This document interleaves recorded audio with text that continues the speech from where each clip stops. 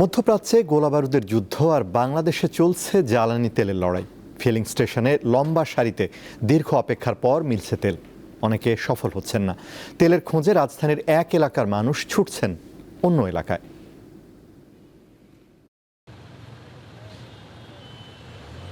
গত এক মাস ধরেই দেশের ফিলিং স্টেশনগুলোতে অনেকটা একই রকম চিত্র। জ্বালানি তেলের জন্য যানবাহনের চালকদের দীর্ঘ সারি। মধ্যপ্রাচ্যে যুদ্ধ ছড়িয়ে পড়ার পর থেকেই পাম্পগুলো তেল দিতে হিমশিম খাচ্ছে। মঙ্গলবারও রাজধানীর ফিলিং স্টেশনগুলোতে ভিড় করেন হাজার হাজার গ্রাহক। তেজগাঁও, বাড্ডা, গুলশান ও রমনা এলাকার অনেক তেলের পাম্প বন্ধ। অন্যগুলোর মধ্যে কয়েকটি অকটেন ও পেট্রোল ফুরিয়ে গেছে বলে চালকদের ফিরিয়ে দেয়। ওইদিকে যে পাম্পগুলো ওইগুলো যদি খোলা থাকতো তাহলে কিন্তু আজকে আমাদের এখানে আসতে হয় না। গভর্নমেন্টের উচিত ওই পাম্পগুলোকে বন্ধ করে দেওয়া যেগুলো এখন তেল দিচ্ছে না।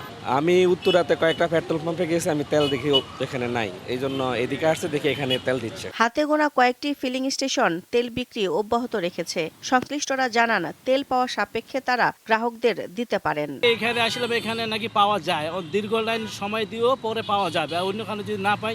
2 ঘন্টা দাঁড়ানোর পরে আমি তেল পাই নাই, তো এটুকু ট্রাস্ট আছে এখানে তেল পাবো, সেই হিসাবে আর কি সকাল থেকে আসা।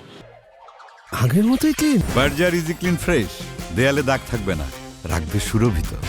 আগে হয়তো অনেক কিছু মোটরস, বিশেষ মোটরসাইকেল 200-300 টাকা নিত, আর গাড়ির লোক এরকম দিত। এখন সবাই লেভেলে লোড করে দেওয়া যায়, ফুল লোড করে দেওয়ার জন্য। এই জন্য চাহিদার বাইরে গেছে জনগণের, মানে হাই হতাশ, পাবে কি পাবে না, এই জন্য সবাই চাচ্ছে যে আমরা তেলটা ফুল করে নেব। সরকার অবশ্য বলে আসছে, দেশে জ্বালানি তেলের কোনো ঘাটতি নেই।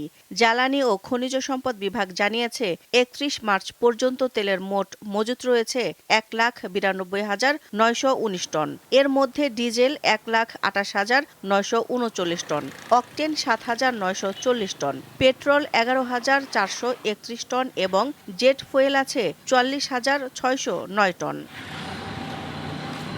দিলশাদানি, দীপ্ত সংবাদ, ঢাকা।